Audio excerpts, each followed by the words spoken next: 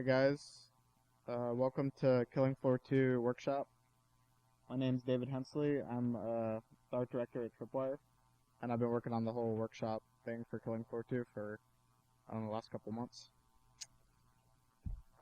So first off, what is the Killing Floor 2 workshop? It's a pipeline for user-generated content to get added into Killing Floor 2, and the people that make the items, users, they can earn money relative to the value that their items add to our game, which means if you get your game in Killing Floor 2 and we monetize it, then we directly share the revenue with you as an item creator.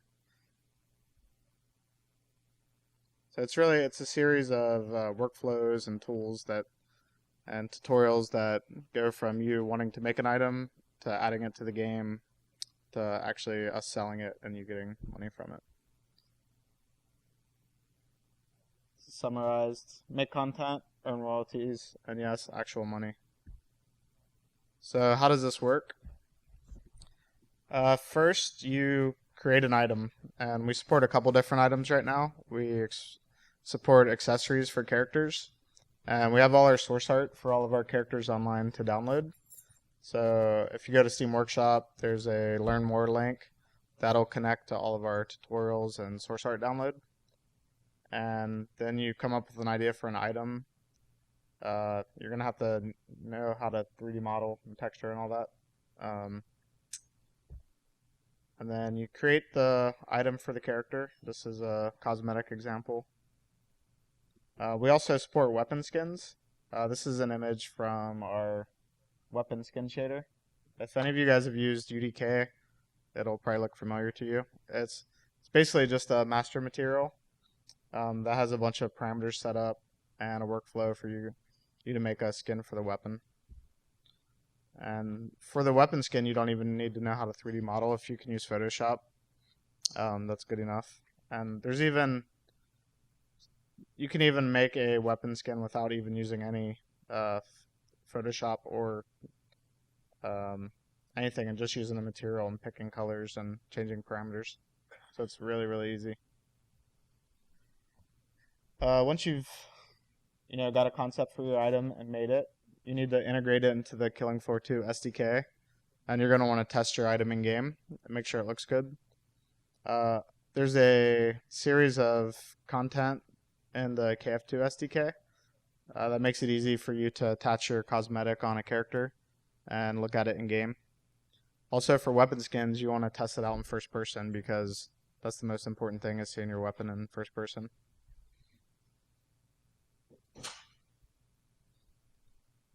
Once you've integrated it into the KF2 SDK, we also provide an upload tool where basically you just pick the type of thing you're making, give it a name, give it a description, create a preview image for it, and click upload.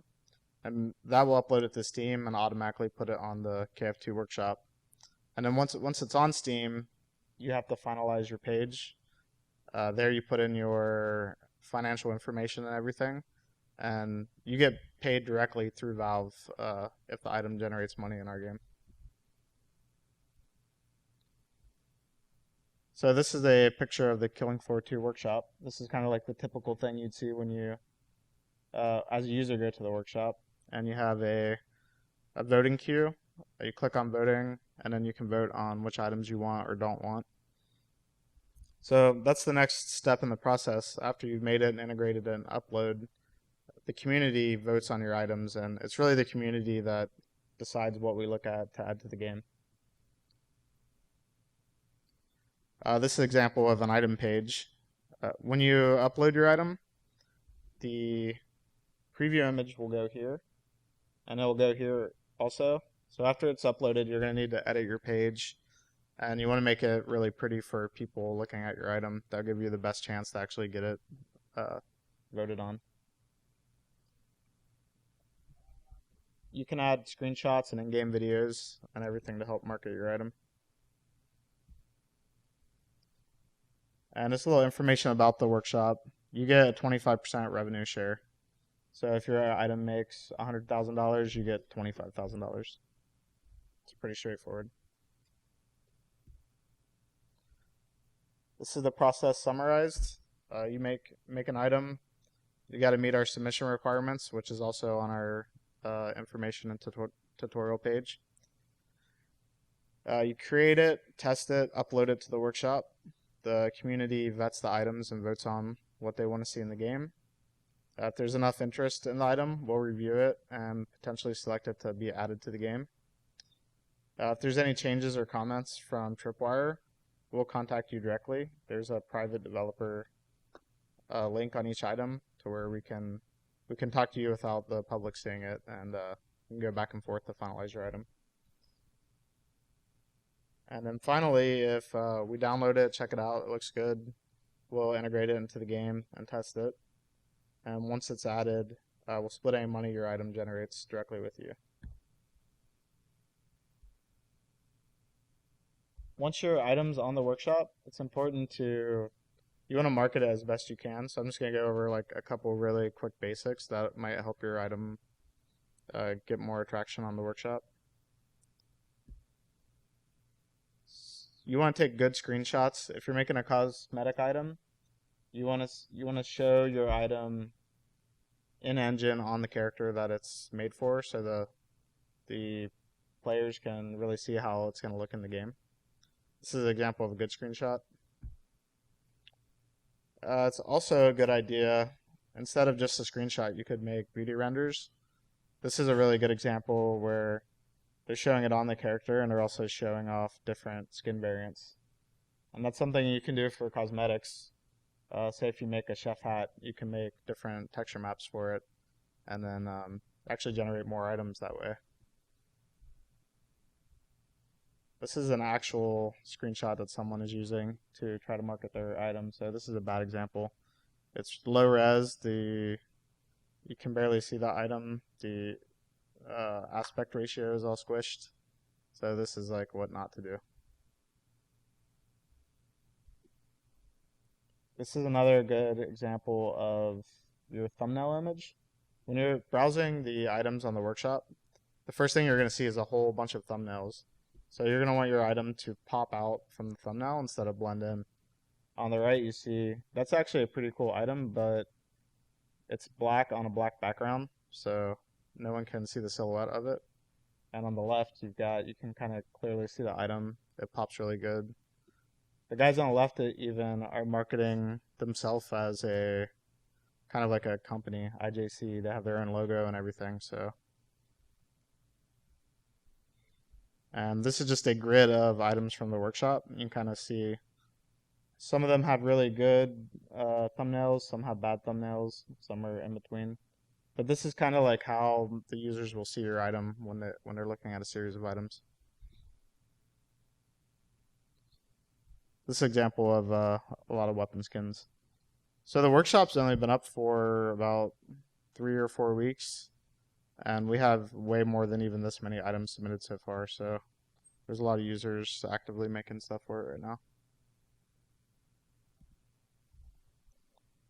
Another good thing to do is, once your item's on the workshop, the Killing Floor 2 players can directly comment on your item and start discussions.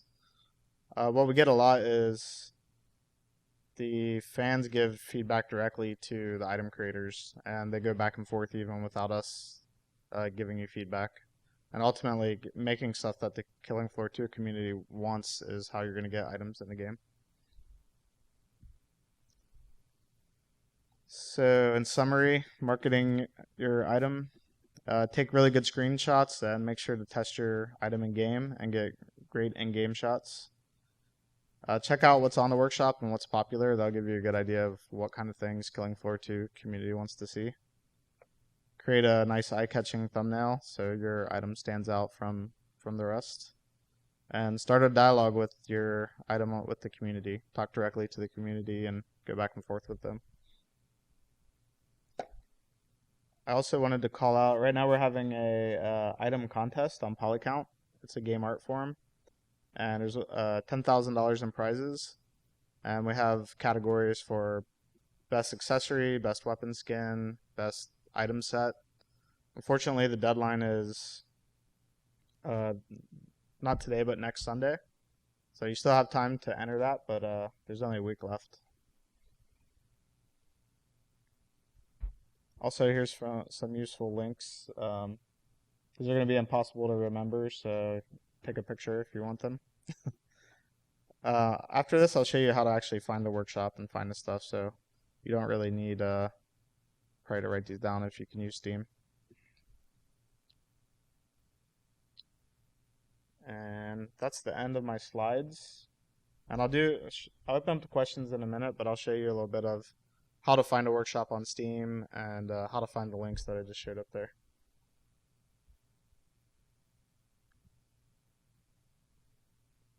And I should get logged in here.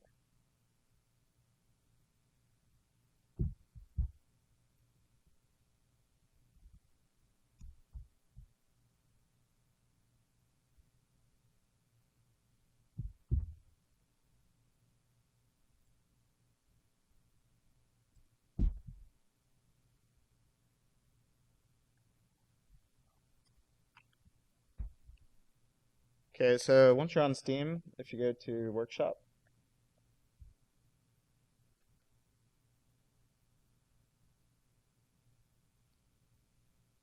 these are all the games that support Workshop. They all kind of support it in different ways. Some games do like a direct mod workshop. Right now, our Killing Floor 2 workshop is a curated one, so other players can't directly download your content, but Tripwire can, and then we'll vet it and decide whether to add it to the game or not.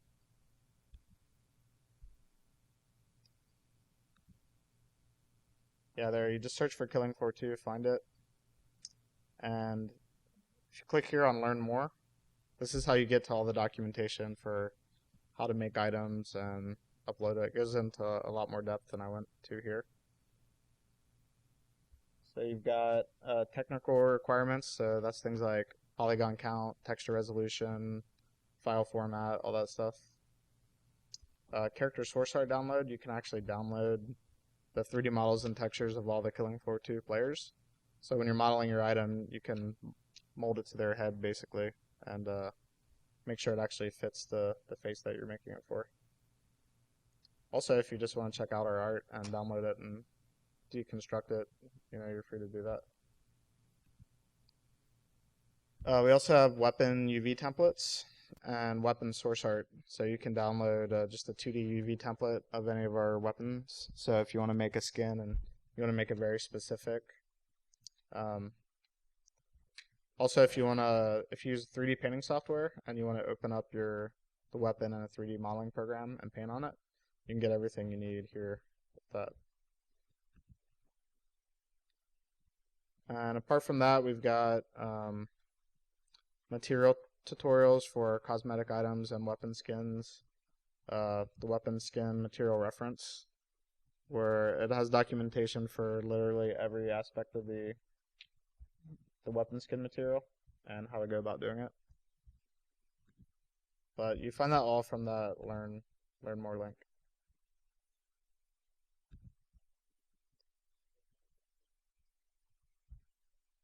This is a good example. Let's see.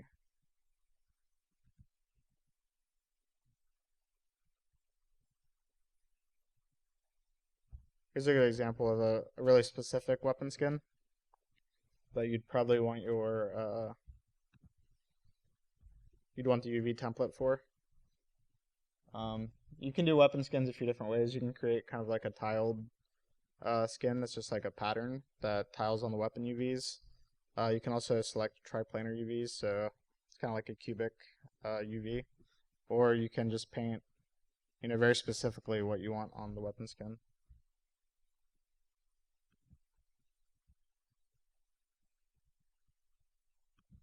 And I think now I'll finish way faster than I thought I would. So I'll open up to questions, if anybody has any.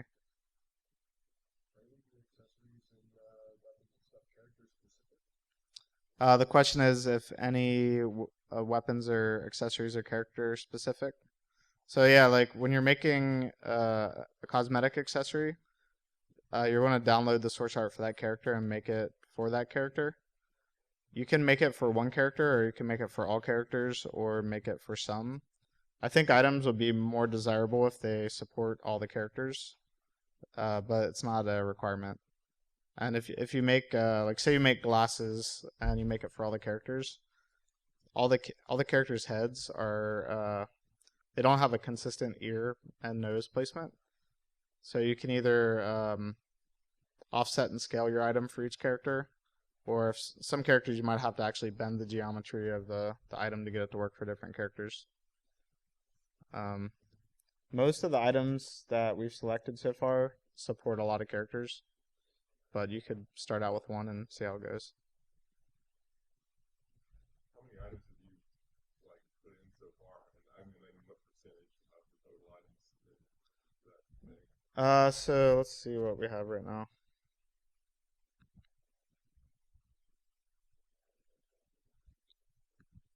So the question was how many items have we actually selected from the items that were submitted?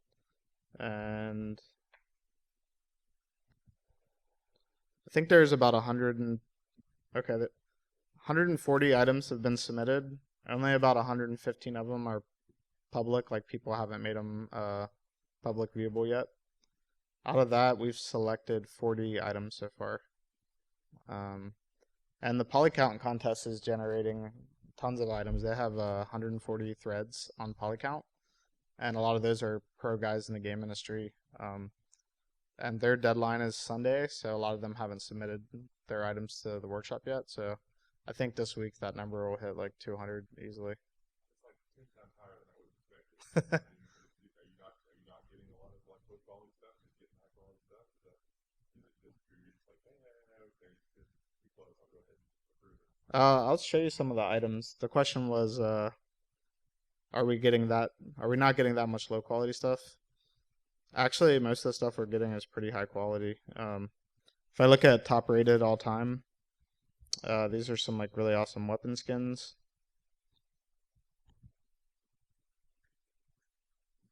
And I've noticed that a lot of our items are coming from the same few item creators.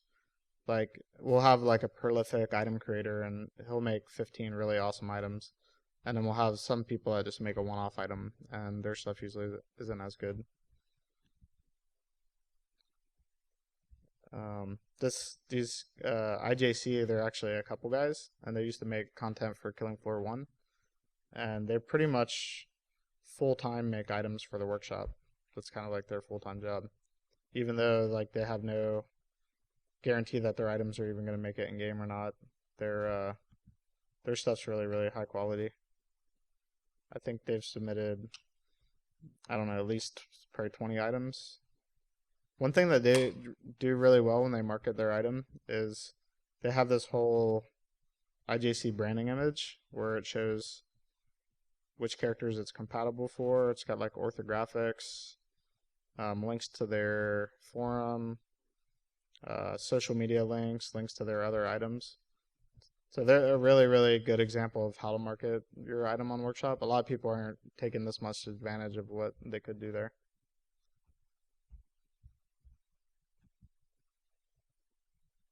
The bloat nipple piercings are really popular. I'm not sure if that's going to make it in or not. So yeah, I'd say like this page has got every one of these items is pretty solid on the if I look at top rated, probably the first 3 or 4 pages are all really good items.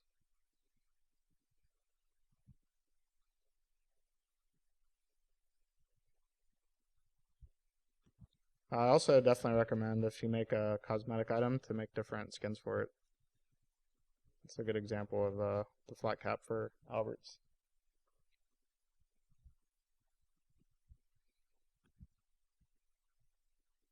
I'll show you some of this stuff over at Polycount right now.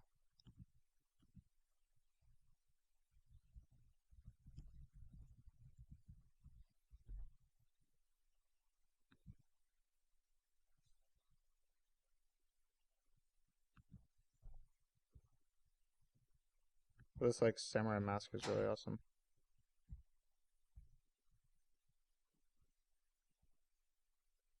So if any of you make games and want to do this for your game, I definitely recommend hooking up with Polycount and getting a contest going. So we're seeing a lot of really cool stuff from there.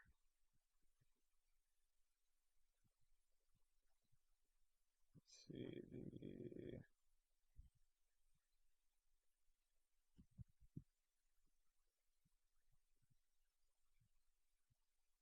This one's pretty great. It's kind of like a Van Helsing item set for Alberts.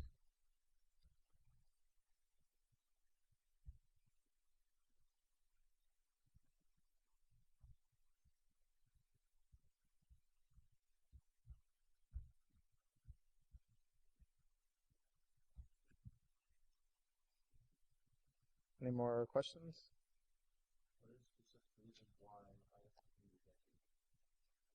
Um, there's a couple different reasons. Uh, First and foremost, it's sorry, I'll repeat the question. The question was, what are some specific reasons why items would be rejected? The first thing is if the community doesn't like them, that would be the first thing. So if I look at the votes and it's got 25% of the community upvoted it, and there's a lot of negative comments and stuff like that, then that'll automatically, the item won't get in from that. And then on top of that, it would be following the requirements that are on the help page. So if the item uh, is not technically where it needs to be, like it has too many polygons or uses too many texture maps or something like that. So there's technical requirements. Also, if the item's offensive in any way, it's not gonna get into the game. So, and then finally, if it just doesn't follow the aesthetic of Killing Floor, so far the community seems not to like silly items.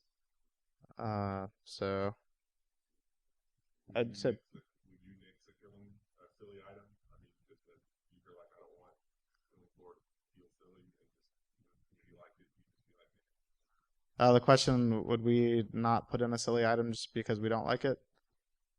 Possibly. um, but usually it's like if the community likes the item, we'll add it, even if we think it might be a little bit silly if the community is really interested in it. So ultimately, we want to make what the community wants to see in the game.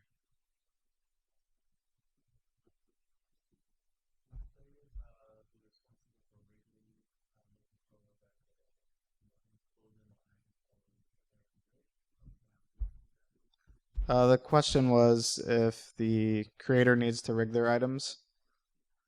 So if your item is a static mesh, all you do is literally place it on the character where it needs to be. And there's a tutorial on how to align the pivot to the head bone and export it. That's all you need to do if it's a static. If you have something like that Van Albert set where it was like a deformable cloth, you would need to rig it. And we have our rigs are part of the source art download. It's pretty easy if you just take if you have 3D Max, you can transfer the skinning from the character to your item and then just clean it up. Actually don't have a tutorial on how to do that yet, but we do support it. So that's some documentation I need to get. And if someone makes an item that's really amazing, we may skin it ourselves, but we're not directly supporting that. Our riggers will probably go over them anyway because they're really anal about vert weights and stuff like that. What are your most successful items in the short period The question is, what are the most successful items so far? yeah, and what would that be number example? So we actually haven't updated the game with any items yet, so we won't know that until after we do that. But if you look at the most popular items, let's go back to Steam. So top rated all time. That's something that I can see, but the users can't see. Is this bullpup Horzine weapon skin? And it's got over 15,000 upvotes and only 2,000 downvotes. So this is like an 85% positive item. And I think one, it looks really cool, but it also integrates game lore into the item. Horzine's the company in Killing Floor 2, so this is the type of stuff that people want to see in the game.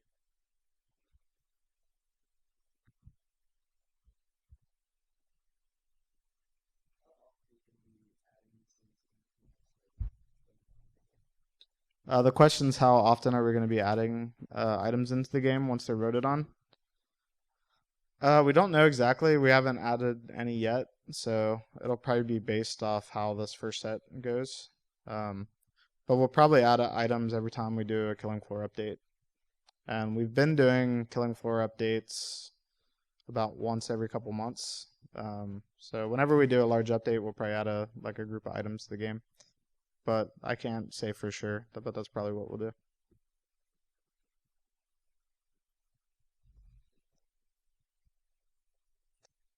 Are you worried about overwhelming the in-game store with a billion items? It's like, okay, if you approve 40, and probably by the time the update comes around, you'll approve 80 or 100 items. Is that, can you imagine rotating things out, or how do you handle that? Well, we haven't confirmed that we're actually making an in-game store or anything. Oh, But if we were, we would be concerned about that. The way the items are going to be in game is still something that we're finalizing. So,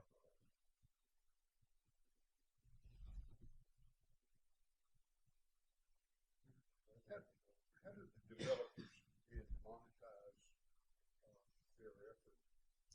that's something. The question was, how are we going to monetize the items? That How does the developer, how do you determine revenue and so forth? so as a developer, you could monetize the item any way you want.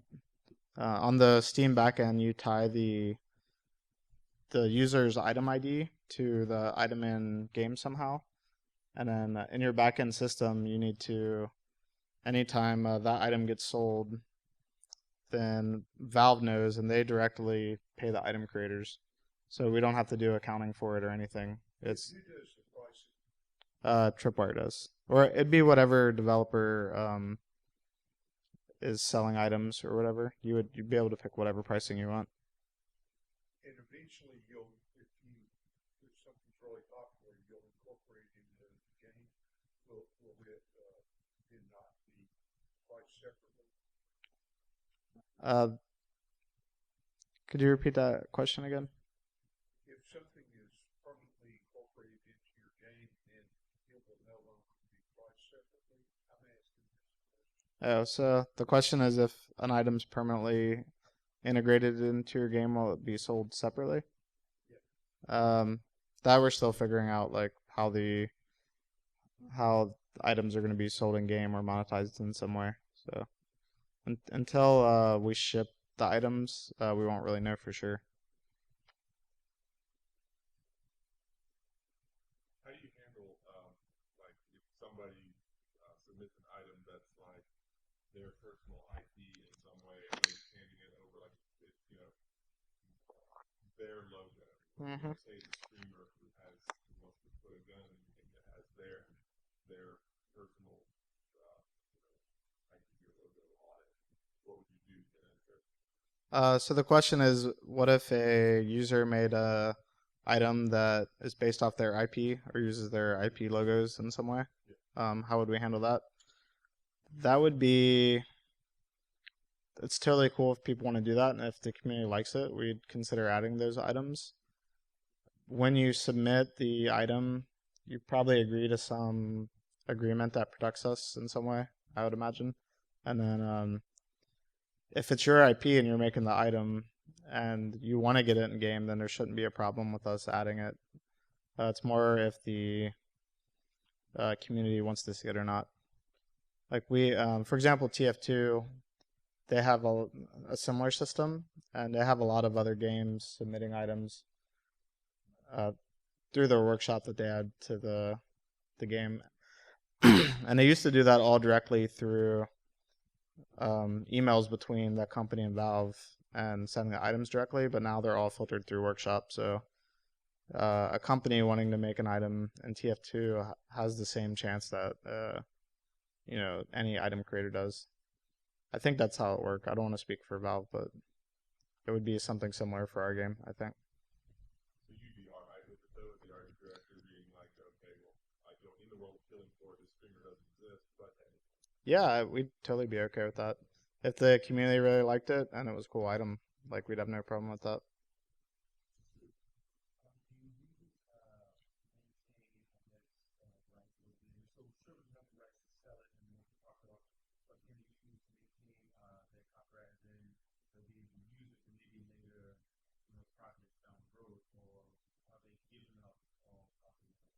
So the question is, when you submit an item, do you give up ownership of the item? That I'm not 100% on. I would read the agreement, the workshop agreement that you agree to, and whatever is on the Steam side for that. I can't answer that for sure, but that's a really good question. I'm gonna go figure that out when I get back to work. But that information should be on Steam somewhere, or it also may be on the Killing Floor 2 SDK user agreement or something like that. So as far as licensing goes and stuff, um, you're using pretty much exactly the same system that Keyfortress is doing and everything like that. They're not, and just, like, in other words, when it comes to licensing or what your rights are, for example, somebody puts something in the game that's on a theme and you guys really like it, can you guys then, can someone else make weapons on that theme, or can you just start adding weapons on that theme? Does that make any sense? Yeah, I think the question is, if a creator makes something on a certain theme, can we then go ahead and make more of that on that theme? I think these are a good example. These the Horzine weapons here, or these it's kind of like a Zed killer theme. I think what we do in that case, like say this item creator only made 4 of these, and we want like 10 of them.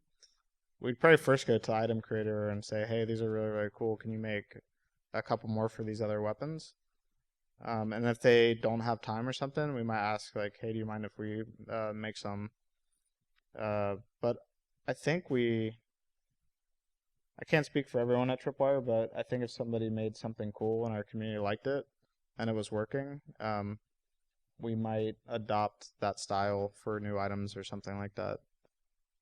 That's one really cool thing about the workshop is you get a lot of ideas from everywhere that you might not think about, and you find new stuff that players would want to see in the game that you haven't thought about. So I would hope we can do that, but I don't know for sure. Do you have a question?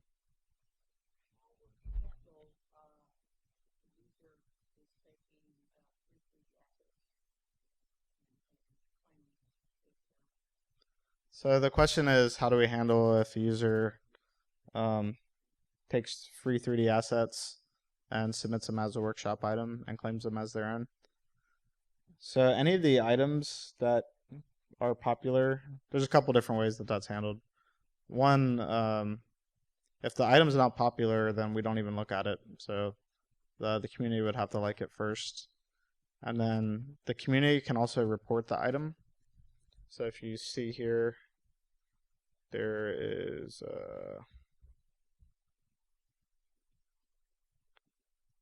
flag it. Let's see.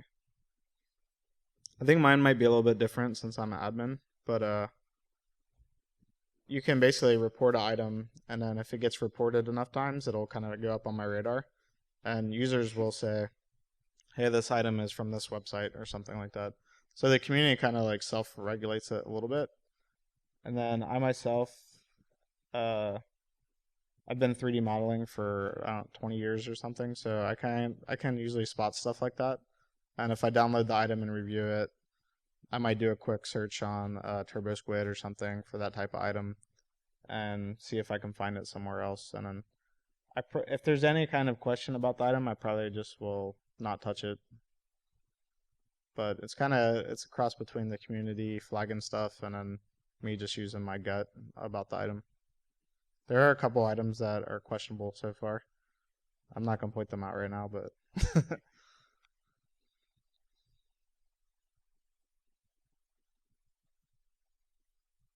I'm still super interested in the licensing, or just like trying to make sure that you guys don't get yourselves in trouble over it. It's like, I mean, somebody submits something like that, whichever, what's that called, the scar right there. It's got a, the clock commando. yeah, so it's got a look and feel that, you get it, you put it in the game, you and the creators make money off of it, and then somebody comes along and they say, that's mine, Yeah. I made that. And, obviously the 25% that you gave to the are you worried about getting in trouble? Does Steam work that out? You know. So the question is, it's another about the legality of it. If someone makes an item and it came from somewhere else, but they're getting paid for it, And, and I think what keep going. sorry, just that it goes on for a while. You know, Yeah, you put it in the game now. Tripwire sort of taking it, put a stamp on it, and then 6 months later something comes up. yeah, that is something that we're gonna have to look out for. I think if that does happen, what we'll probably do is remove the item from the game altogether. We'd probably give the users that got the item some replacement item that's similar but unique that probably Tripwire makes. And then that user would probably be banned from all of our games forever. And we'd notify Valve also, and Valve would probably ban them from stuff. So I think that could definitely happen. But if that does happen, we'll probably use our stick as hard as we can. I'm assuming you would get proof that the person who claimed they owned it actually owned it first, right? Yeah, yeah, we would have to make sure that it was it was in fact an item that came from somewhere else or something like that. But hopefully we don't have to deal with any of that stuff. But if it does happen, we're gonna have to figure out what to do in those cases. This is kind of a new thing to us, so we've been adding community content to the game for a long time, but it's the first time that we've done it on such a large scale like this. What was your previous method for getting community content that was over? So the question, what's the previous method for getting community content in the Killing Floor or any of our games? So in Killing Floor 1, one method is we'd have mapping contests, and then the maps that were really good, we would then contract the mappers to fix bugs, and it would go through our QA process, and then we'd pay them a contract fee to actually finalize the maps, and then we would just add them to the game, and they wouldn't get any revenue other than the contract money that we'd pay for them to fix up the maps, and I think we might have paid them like a flat fee, like a couple $1,000s for their map, something like that. Another way is IJC made a lot of weapons for KF2, or sorry, KF1, and they were just kind of modders in our community that were just making weapons, and they got really popular. And so we approached them like, hey, this is really cool. We want to add it to the game. And for Killing Floor 1, we did a similar thing where we monetized it and did revenue share with them. I'll show you some of those items real quick.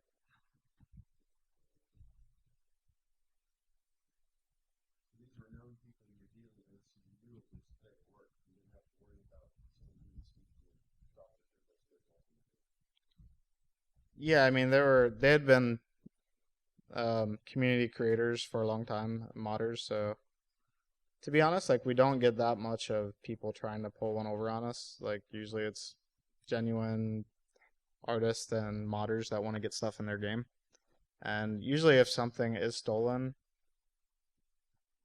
we're all of the people at Tripwire are gamers. Like if it's from another game, we'll usually spot it.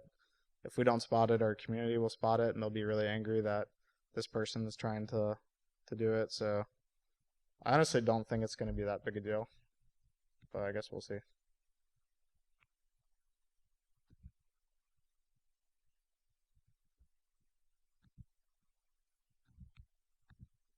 So for there we go. So for Killing Floor, we monetized it as DLC. So if you look at Killing Floor, we have all these DLC packs. And for example, the Community Weapons Pack 3, this is something that IJC made. And by the time we got to this weapon pack, they actually would show us concepts and go back and forth with us. So they almost worked as contractors. But they used very little oversight from us. And then we did the same thing. We split 25% revenue share with them. And this was actually one of our best selling weapon DLCs ever. So they were actually able to pretty much, quit their jobs and do this full time just from those couple DLC packs. So if you don't do Um, I can't really comment on that yet. Pretty soon, we'll reveal how all this is gonna work. The question was, if we don't do it as an in-game store, will we do it as DLC packs? Um, and I can't answer that quite yet. The good thing about doing it as um, Steam items rather than a DLC pack is Valve can help with paying the users for us, so we don't have to do the accounting for that. That's like a big thing for us because if we have 100 different item creators and um, our finance people have to figure out what percentage of what to pay 100 different people, with our small company, that gets really complicated. So the system that Valve created, the item is tied to the user from the time it's added to Steam. So it's a way to track that and directly pay them without us having to do all the accounting. So it's really attractive for us in that way.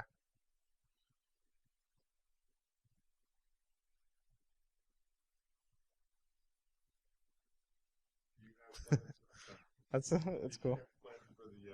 So right now you're doing skins, you know, like you're doing static matches, you're doing weapons. Are you planning on doing like special effects or things like that? You know, fire effects. Are those moddable? Are those something you imagine putting in? Or So the question was, right now we're doing weapon skins and character accessories. Are we going to do other types of workshop items? And we absolutely want to. The key thing is being able to get the documentation and workflows tested for those other things that happen. We have a few other things that we want to add. It's more about getting the whole process that anyone can read it and follow it. Just doing those two things took an insane amount of my time to write all the documentation, test the tools. I went through the whole process from the item creator side to make sure that everything worked out and checked out and stuff like that. Um, so if this goes over really well with our community, we'll definitely each update I'd like to add new things that we support, but I can't say exactly what those are yet.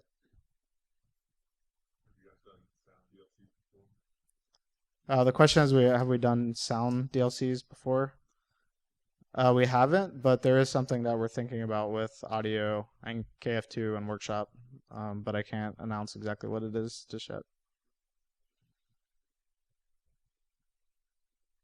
Would these items support any kind of like animation or anything to go with like comments and stuff? The question was, the items support any animations? So far, the items are just static, or they're rigged and they'll just follow the animations of our characters. We are looking at animation workshop items too, that we'll add in the future. That could be something like an emote or something, or maybe when you throw Dosh out, he plays a special animation, and we could open that up to workshop creators. But we don't know exactly what we're doing with that. But we'd like to give away for any kind of content creator, whether you make music or animation or particle effects, some way for you to get content into our game. But we just have to figure out what works in the context of Killing Floor 2 and our own bandwidth to actually make the tools and the workflows and stuff like that.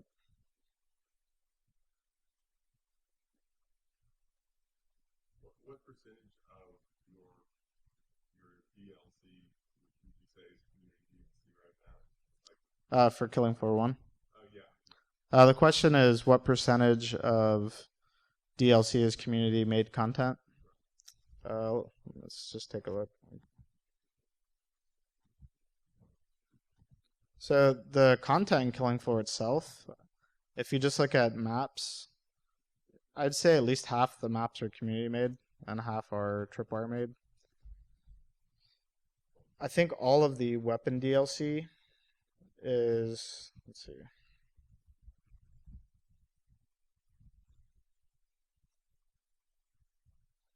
I think all of the weapon DLC is community made. Characters, and we have a lot of character pack DLC in KF1, and we never really got the documentation and everything there for KF1 characters to be made. We pretty much all contracted them out to cool artists that we know, or made them internally. but let's see okay. The neon weapon pack, the neon character pack, those are community made. The this community weapon pack is community made. These two community packs, 3. So I'd say about like 30% for KF1. And for KF2, it's going to be more like 80-90% community. And as you can tell, is that similar to is that about the percentage of sales too? About 30% of sales are community, is the community stuff more or less popular than your stuff? The question is if community DLC is more or less popular than our own. The weapon packs for KF2 were some of the highest selling, most popular DLCs for KF1. Sorry, I said KF2. For KF1. And those were all community made, but they were also the only weapon packs we made. So, but they were definitely some of the most popular.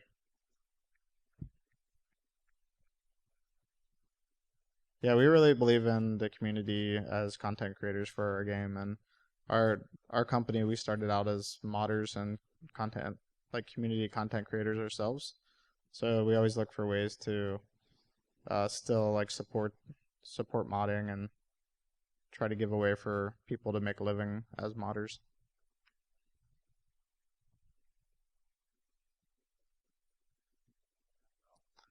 Keep going, yeah. We still got like 8 minutes, so. Do you know what the percentage of Steam games are using the workshop, and like which ones are using it successfully? Which ones did you look at when you were kind of designing the system?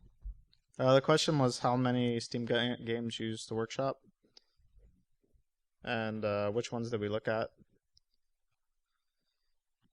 I would say probably a low percentage of Steam games actually take advantage of it right now, but it is growing. Looks like there is 287 games that have workshops. There's probably, I don't know how many thousands of games on Steam right now, so it's not a huge percentage. Also, like, there's a few different types of workshop that you can add to your game. You have a curated workshop, which is what Killing Floor 2 has right now. And that's where people make items that the community votes on. That community cannot directly download them. Only Tripwire can download them. And you can also do a subscription workshop, which we did in Killing Floor 1. And we're going to add to Killing Floor 2 as well. So this is a subscription workshop where you can look for items. So you know how earlier when you were talking about licensed stuff as items, here there's tons of licensed stuff, but we're not actually monetizing it in any way. And so the way we manage this is if we find something that's licensed, we'll flag it, or if community messages us to do so, we'll flag it, or if the company who makes the stuff hits us up, we'll take it down. But otherwise, if no one's complaining anywhere, it'll just keep being up there. And these type of things you can just... So this one's kind of funny. This is a Killing Floor 2 DJ Scully mod for Killing Floor 1. And they can just subscribe it and download it, and so that's some questionable workshop item right there. And we also have players that'll put our KF1 DLC as a subscription workshop item, so if we find those, we have to take them down also. But we were one of the first games to do a workshop. So we looked at like what we did in RO2 and KF1, and we've looked at what Valve's been doing with Counter-Strike and Dota and Team Fortress, and but really for us it's all about a way to have a lot of creators make content for our games and make revenue from it. Because for us to make the amount of items that the community's made over the last 3 weeks, we need an army of artists and just getting approval for all those items and concepts and stuff would take us forever. So it's a way that we can get a lot more cool stuff for our game than we can make with our small team.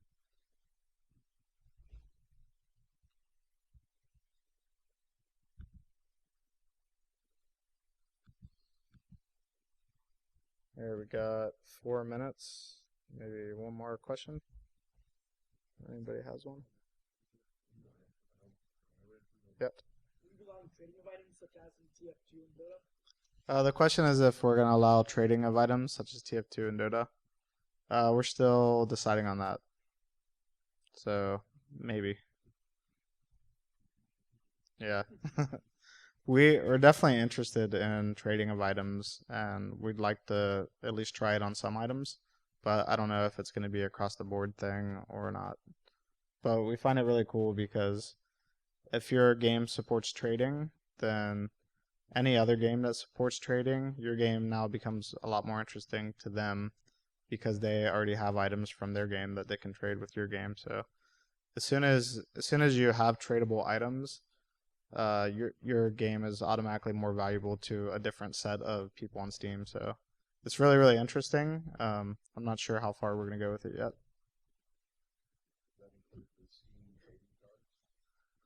The question was, does that include Steam trading cards? Basically, a Steam trading card is a Steam item. It's gonna be just like it's kind of the same class of thing from a Dota item or something like that, but it's something that Steam drops itself. We are working on trading cards for Killing Floor 2, and those will definitely be tradable. But yeah, if we do trading, it would be something like that, but we're definitely going to let the trading cards be tradable. And those should be coming online really soon, and they're really cool.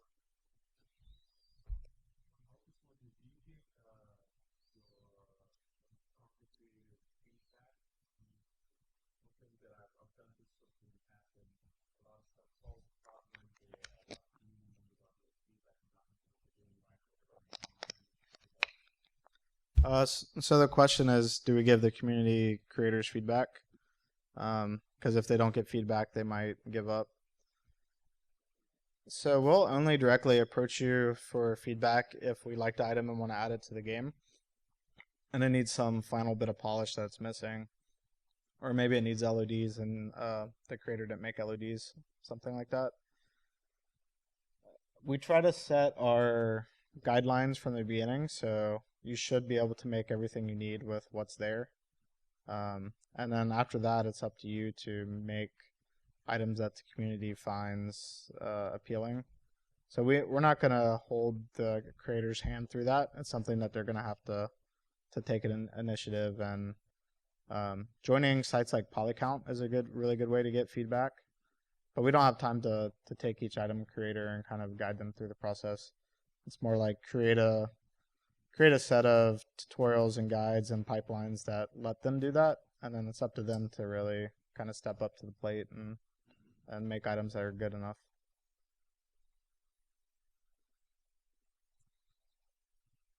All right, guys, I think that's it. Thanks a lot.